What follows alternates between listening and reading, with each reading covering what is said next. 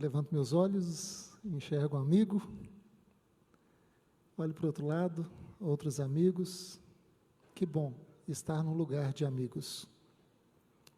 Mas melhor ainda é saber que estes amigos estão aqui porque têm objetivos comuns. Louvo a Deus por isto.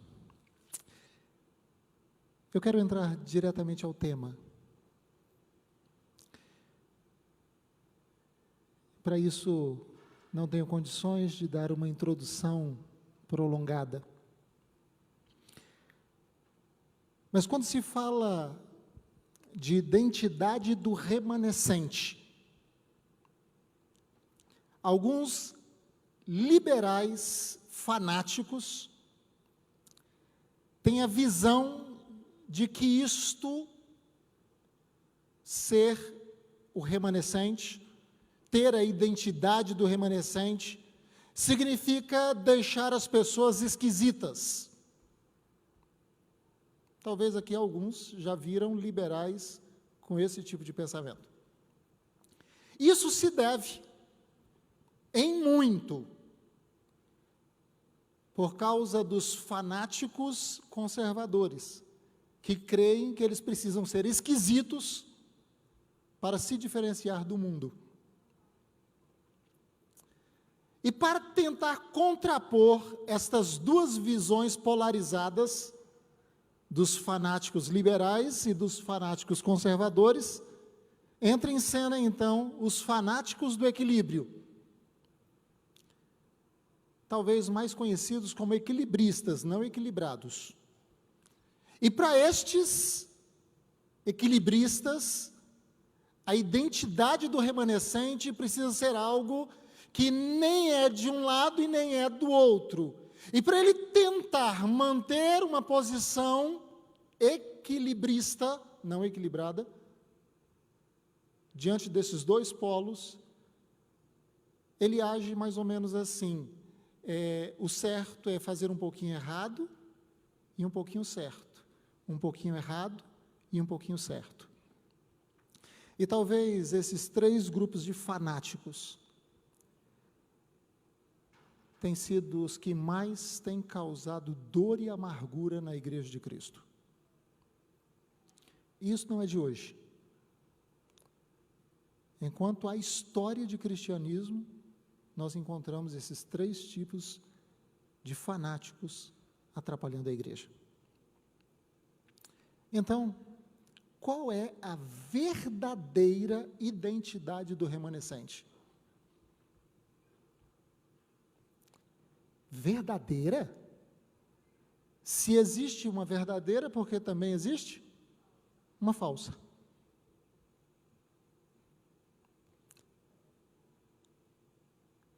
Todos os grupos que eu citei, e se aparecerem outros também vão fazer o mesmo, todos eles reivindicam ter a identidade do remanescente. Todos levantam a sua bandeira como fanáticos para acusar o outro lado. Você já viu, dentro do ambiente religioso, algum fanático bater no peito e dizer assim, eu sou fanático? Isso se faz no campo de futebol. Os fanáticos de lá assumem, eu sou fanático, pelo time A, B, C ou D. Mas no ambiente religioso, ninguém quer ser fanático. Isto é interessante. Por quê? Porque a palavra fanático, ela vem do ambiente religioso. Ela não vem do ambiente mundano. Ela vem do ambiente religioso. A palavra fanático, a sua raiz, a sua etimologia, ela vem da palavra templo, fanos, templo. É algo relativo ao templo. E a ideia da palavra fanático não era uma ideia negativa. Inicialmente, a palavra fanático não era uma ideia negativa. Ela era sinônima da palavra entusiasmo. Então, ser um entusiasta e ser um fanático estava no mesmo nível. no início da concepção da palavra. Enquanto a palavra entusiasmo tem a ver com algo inspirado por Deus, a palavra fanático também tem esta ideia. Tem esta ideia. Mas o tempo fez uma diferença entre as duas palavras, elas tomaram caminhos opostos. E hoje, a visão da palavra fanático, ela é extremamente negativa. Por quê? Na psicologia, os fanáticos são descritos como indivíduos dotados de algumas características. Primeira característica, agressividade excessiva. E aí vocês entendem, quando a gente acessa uma notícia no jornal, depois de um campeonato onde um time perde, e os fanáticos de torcidas organizadas saem do estádio fazendo o quê? Agressividade excessiva. Mas isso também está muito ligado aos fanáticos religiosos. Segunda característica pela psicologia, na condição dos fanáticos, é preconceitos variados. Terceira característica, estreiteza mental. Eles não conseguem olhar um pouco mais amplo. Estreiteza mental. Quarto, extrema credulidade quanto a um determinado sistema. Quinto, ódio. Sexto, sistema subjetivo de valores. Os valores, eles não são bem ajustados na cabeça de um fanático. Sétimo, e bem interessante, entre os fanáticos religiosos, intenso individualismo. Eles não conseguem fazer por muito tempo as coisas em grupo. Oitavo e último, demora excessivamente prolongada em determinada situação ou circunstância. E sabe o que me chama a atenção? Que um grupo nos Estados Unidos, ele avançou na história por 3 momentos, usando o mesmo nome, mas com características um pouco diferentes um do outro, alguns avançando um pouco mais, alcançando uma abrangência e número de pessoas um pouco maior, de 4 a 5 milhões de pessoas. Esse grupo surgiu exatamente no final da Guerra de Secessão, a Guerra Civil nos Estados Unidos, terminou em 1865. Surgiu por causa desta guerra a libertação dos escravos, e automaticamente um grupo surgiu para aterrorizar as pessoas que defendiam os negros e aterrorizar os negros. Alguém se lembra do nome deste grupo? Ku Klux Klan. Eles murcharam rapidamente, o primeiro. O segundo se levantou com mais força, foi esse segundo que atingiu cerca de 4 a 5 milhões de pessoas. 4 a 5 milhões de pessoas. E o extremismo era grande. Queima de cruzes, luta contra católicos, luta contra judeus. E são estes que são mais visualizados por suas becas brancas e seus gorros que tampavam o rosto em forma de cone. Estes são mais vistos na história. Fanáticos, que englobam todas essas características que eu coloquei aqui, baseado na psicologia. De modo geral, o fanático, ele tem uma visão de mundo unilateral, rígida, cultivando a dicotomia bem-mal. Ai, pastor, mas ter a dicotomia bem e mal, bem nítida, isso é bom. O problema não é este. Onde o mal reside naquilo e naqueles que contrariam o seu modo de pensar. Isso também é conhecido como intolerância. Intolerância. Levando a adotar condutas irracionais, agressivas, que podem, inclusive, chegar a extremos perigosos, como os recursos de violência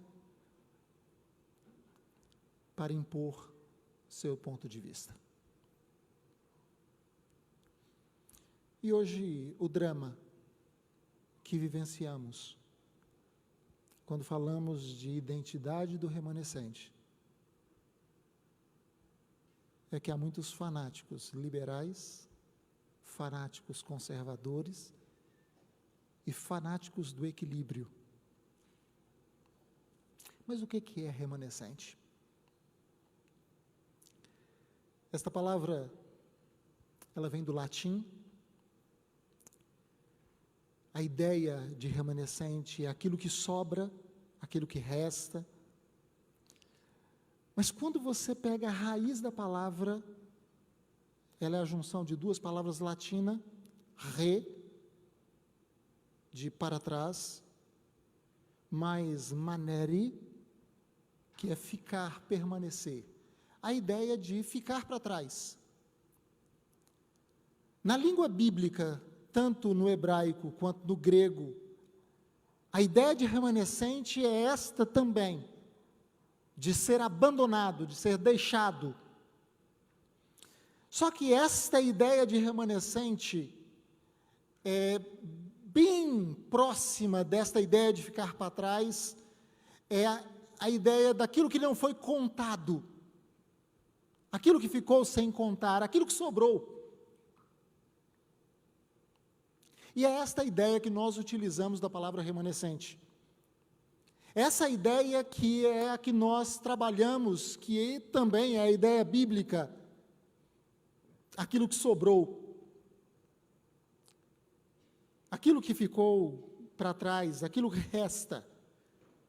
Mas resta de quê? Esta seria a pergunta.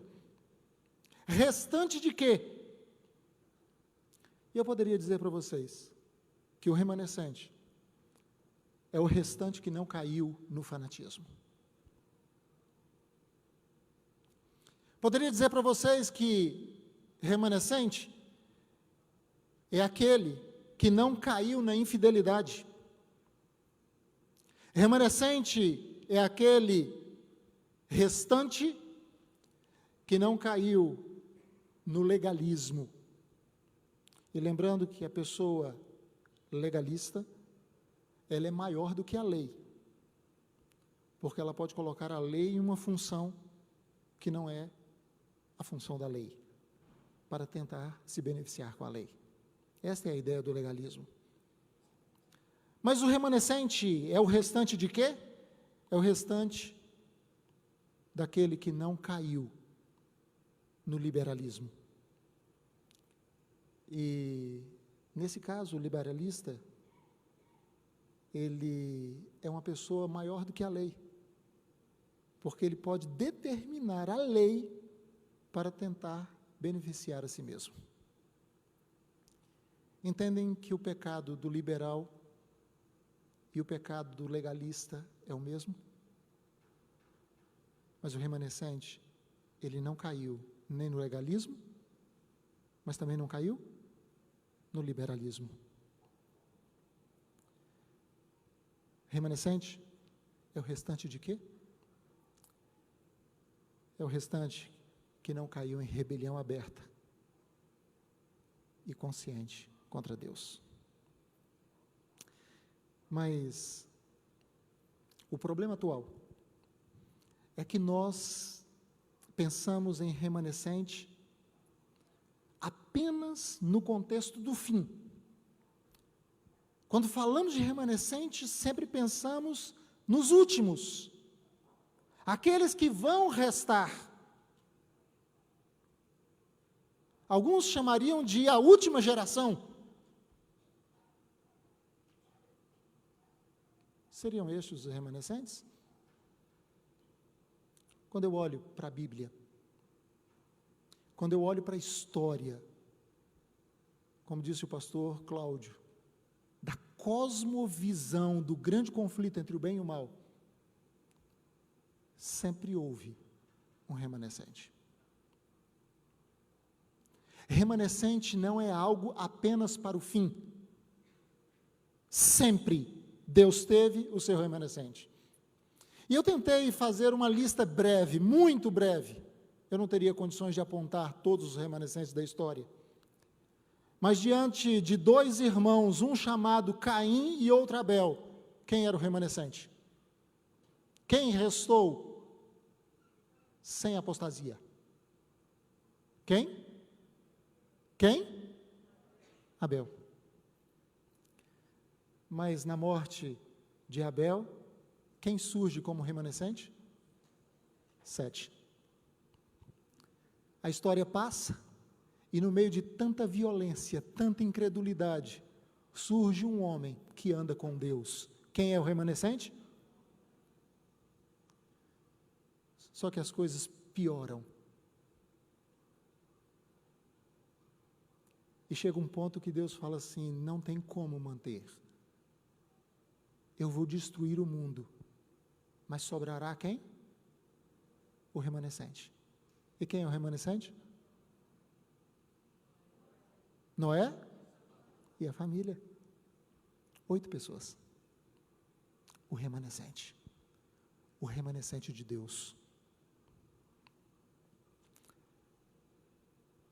A história, com seus altos e baixos, e o mundo entra em pânico.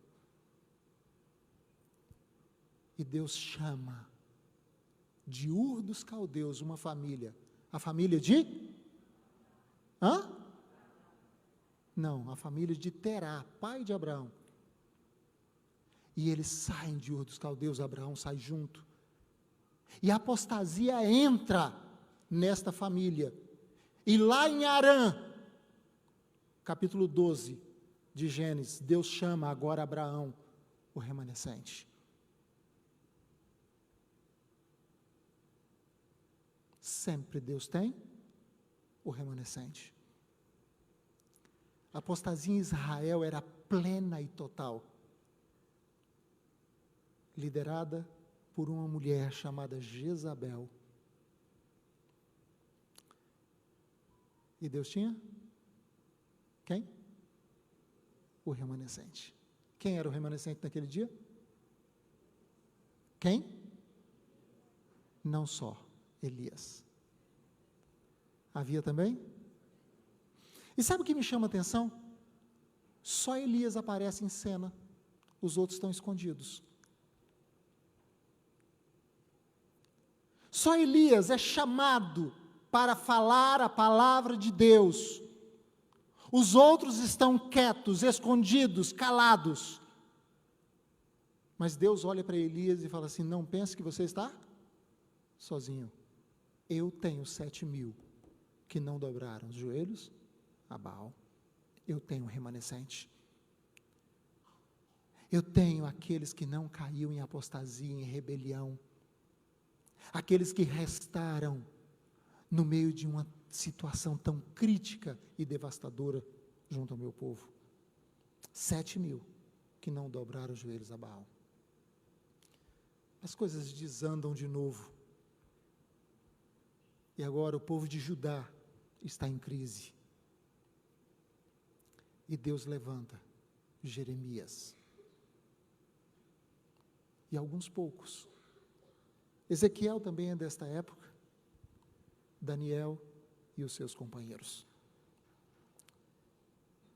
Todos estes do mesmo período, em lugares diferentes, povo de Deus, remanescente de Deus e com uma identidade. E eu quero parar um pouquinho aqui em Daniel, porque é a história mais conhecida, e eu não vou precisar abrir a Bíblia para falar sobre Daniel e seus companheiros para vocês.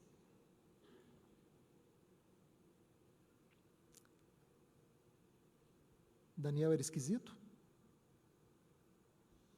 Eu não consigo encontrar na Bíblia Daniel como esquisito. Ele era invejado. Os companheiros de Daniel eram invejados, mas eu não vejo como esquisitos. Eram diferentes, e foram destacados como diferença, não por esquisitice, mas eram diferentes em quê? O que a Bíblia diz? Vocês estão estudando a lição? Ou não? A Bíblia diz que eles eram diferentes em quê? Pode falar alto, gente. Sabedoria, caráter, ao ponto de ser destacados pelos grandes e colocados entre os grandes. E no reino não havia igual a Daniel e seus companheiros. Deus não quer destacar o remanescente na característica de esquisitice. Não. O povo de Deus precisa ser um povo diferente, mas não em esquisitice. Precisa ser um povo diferente que atraia a atenção. Aonde os outros desejam ser como. Tudo bem. Sempre quando alguém se destaca, haverá pessoas que com certeza se destacarão em inveja junto a estes. E foi o que aconteceu com Daniel. Mas cada perseguição contra este servo e os seus amigos, Deus redunda em vitórias fantásticas e maravilhosas. Mas ali estava o remanescente de Deus. Deixando um pouquinho a Bíblia de lado, para falar de remanescente, você já pensou na história? Quando as trevas invadiram o mundo, e é conhecido na história como o período negro. Quem eram os remanescentes? João Hus, Jerônimo, Zwinglio. Já pensaram nisso? Todos tendo uma característica. E se vocês não notaram, existe uma característica fenomenal que identifica o remanescente. Eles não têm vergonha de dizer em quem eles creem. Eles não retratam apenas homens, mas homens de coragem, de fibra.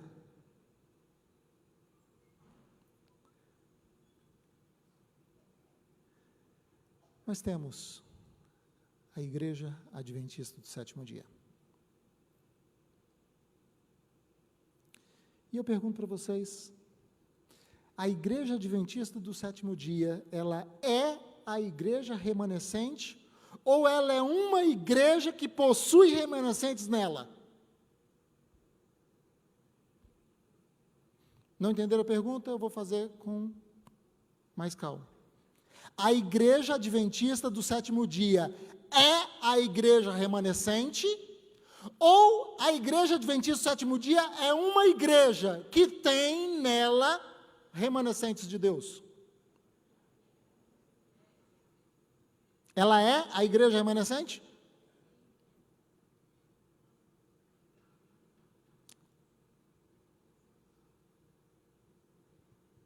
Alguns têm se levantado para dizer que a igreja não é a igreja remanescente. E têm se levantado dentro do nosso seio. para dizer que dentro desta igreja sai um remanescente.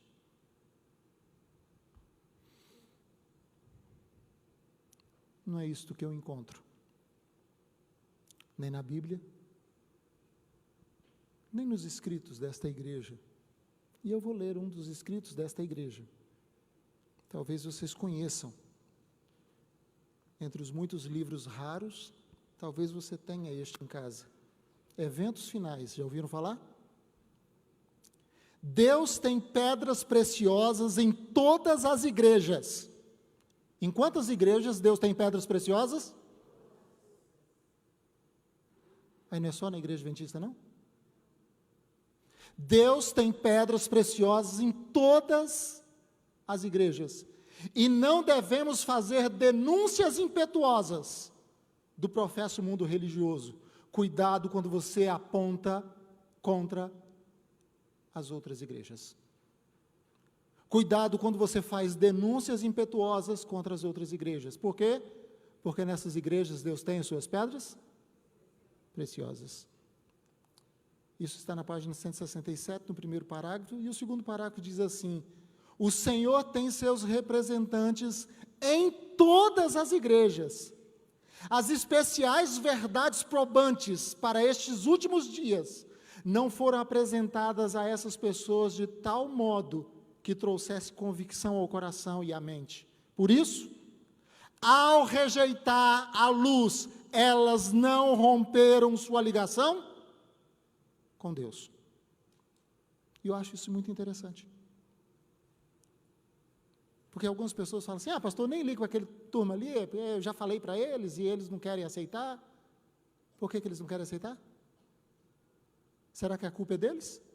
Ou foi a forma como eu falei para eles? Vou ler de novo, talvez seja importante. O Senhor tem seus representantes, remanescente, em todas as igrejas. As especiais verdades probantes para os últimos dias não foram apresentadas a essas pessoas de tal modo que trouxesse convicção ao coração e à mente. A culpa foi delas, por elas não aceitarem? A mensagem foi dada? Foi. Da forma correta? Não. Elas não se desligaram de Deus. Continuam sendo remanescentes. Vivendo em toda a luz que elas receberam. Se eu entender que a Igreja Adventista do Sétimo Dia, ela tem remanescentes, isso iguala a nossa igreja às outras. Somos melhores do que as outras? Mas temos uma missão que Deus confiou a nós e não aos outros. E eu gosto quando eu leio em beneficência social, quando Ellen White ela diz assim: olha, não perturbem as pessoas do exército de salvação. Não perturbem. Deixa eles fazerem este trabalho, porque Deus designou esse trabalho para eles. Mas não foi este trabalho que Deus deu para nós.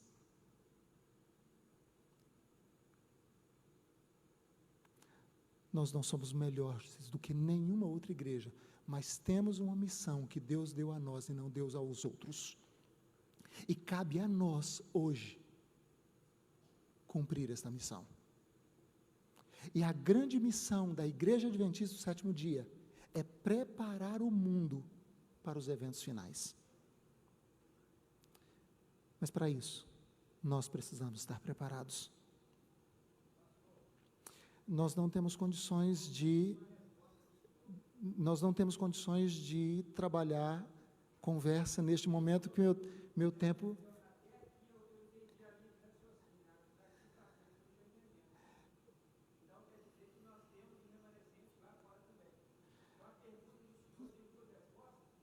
Nós estamos falando aqui de que Deus tem pessoas fiéis em todos os lugares, e estes constituem remanescentes de Deus. Porque Deus vai chamá-los nos momentos certos para, dizendo, sai dela, e estes se tornam o que neste momento? Remanescentes. E Deus está guardando estes, preparando estes para este momento. Nós, como adventistas, estamos preparando o mundo para este momento especial, quando todas as convicções... Eu só não tenho condições de responder a pergunta, guarde aí que a gente conversa. Igreja remanescente é a igreja adventista do sétimo dia. Igreja remanescente, que convoca o mundo para o momento da colheita, o momento final. Mas vamos lá.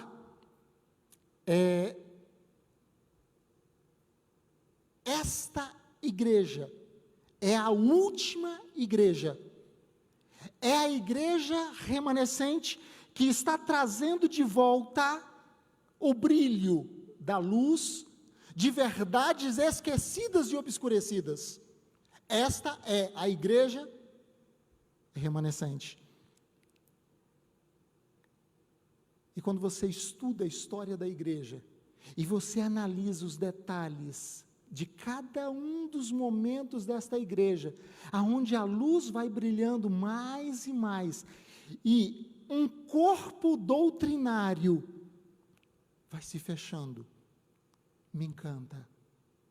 Hoje, quando o pastor Cláudio, ele menciona a nossa unidade no corpo doutrinário, isto é fantástico. E foi esta visão que o pastor Cláudio transmitiu. Esta é a igreja remanescente. Esta é a igreja que Deus está levantando dia a dia para o grande auge no conflito terrestre. Mas quais as características desta igreja? Profeticamente, Apocalipse 12, verso 17. Querem abrir? Ou vocês sabem de cor? Irou-se, o quê? O dragão contra a mulher, e foi pelejar com o restante de sua descendência. Os que guardam os mandamentos de Deus e têm o testemunho de Jesus. Esta característica desta igreja, trazendo luz para o mundo sobre a lei de Deus que havia sido pisoteada, massacrada, quase extinta, se durante todo o período da história Deus não tivesse mantido o seu remanescente. Mas agora nós temos uma igreja que traz isto, que joga para o mundo. E profeticamente, nós temos aqui uma característica. Uma igreja que não tem receio de dizer a verdade. Uma igreja que não tem receio de se mostrar. Uma igreja que busca de todas as formas alcançar pessoas com a mensagem celeste. Esta é a igreja remanescente de Deus. Mas sabe o que me chama a atenção? No meio destes homens e mulheres remanescentes, corajosos, que estão empunhando a verdade,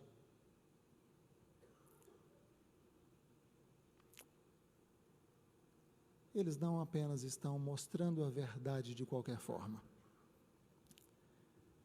No livro Mente, Caráter e Personalidade, volume 1, há um texto que mostra claramente todo o processo. Na página 206, no primeiro parágrafo, diz assim: quando o próprio eu é submerso em Cristo, o verdadeiro amor brota espontaneamente.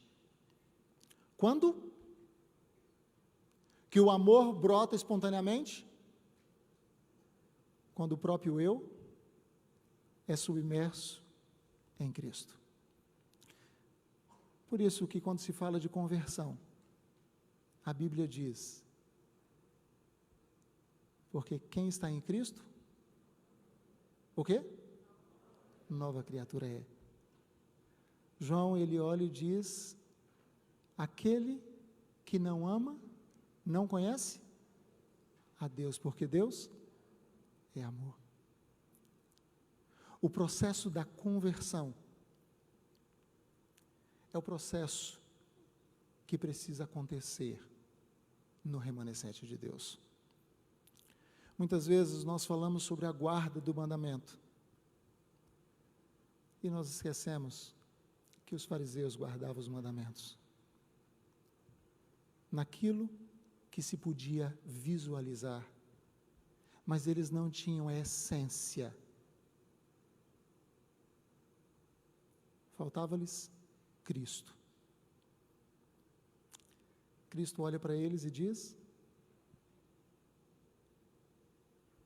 vocês examinam as Escrituras porque vocês acham que vão encontrar nela a vida eterna. E é verdade, porque elas falam de mim.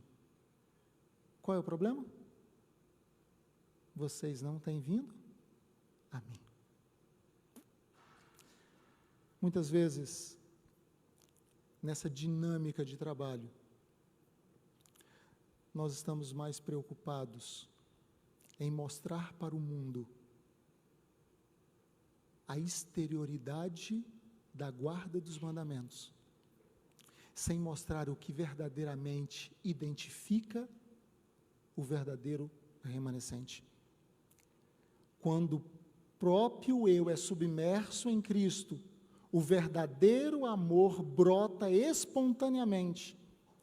Não é uma emoção ou impulso, mas sim a decisão de uma vontade santificada. Não consiste em sentimento, mas na transformação do coração inteiro, da alma e do caráter, que é morto para o próprio eu e vivo para Deus. Aí é fácil entender quando Paulo, ele diz, estou crucificado com Cristo, e já não vivo eu, é Cristo que vive em mim. Queridos, não podemos falar da identidade do remanescente sem falar da conversão verdadeira. Nosso Senhor e Salvador pede que nos entreguemos a Ele. Render o próprio eu a Deus é tudo o que Ele requer. Dar-nos a nós mesmos, entregar-nos a nós mesmos, a Ele, para sermos usados segundo a sua vontade. Antes de chegarmos a este ponto de entrega, não seremos felizes, não seremos úteis, não seremos bem-sucedidos. Todos os remanescentes da história fizeram uma entrega. A entrega de Daniel e seus companheiros, como eu disse, seria a ênfase deste momento. Quando aqueles jovens são testados ao nível de correr o risco de perder sua própria vida, o rei lhes dá uma oportunidade. Olha, eu vou tocar de novo os instrumentos. E vocês agora precisam se entregar, precisam adorar esta estátua. O que eles dizem? Ó rei, fique sabendo, nós temos um Deus que pode nos livrar da fornalha. Mas, se Ele não nos livrar, o quê? Continuaremos a servi-lo. Esta é a característica do verdadeiro remanescente. Homens, mulheres, jovens e adultos, que se entregam a Cristo de forma tão plena, tão intensa, que fazem de Cristo o primeiro, o último e o melhor. Muitas pessoas ficam preocupadas com os eventos finais, perseguição, tragédias, e estão esquecendo do essencial. Aquele que está em Cristo sempre vence. Aquele que está em Cristo não precisa temer as fornalhas. O remanescente de Deus, ele se afastou do pecado. O remanescente de Deus não deseja, não tem prazer nas coisas do mundo. Por quê? Porque o seu próprio eu foi submerso em Cristo. E agora a sua vida transborda amor. Quando isto acontecer, o mundo vai saber que Cristo nos enviou. Quando isto acontecer, não temeremos mal algum e nos levantaremos para reivindicar a visão plena de um Deus que nos ama. E vamos mostrar ao mundo este amor. Eu espero que todos nós, hoje, permaneçamos como remanescentes de Deus, na igreja remanescente de Deus. Que Deus nos abençoe.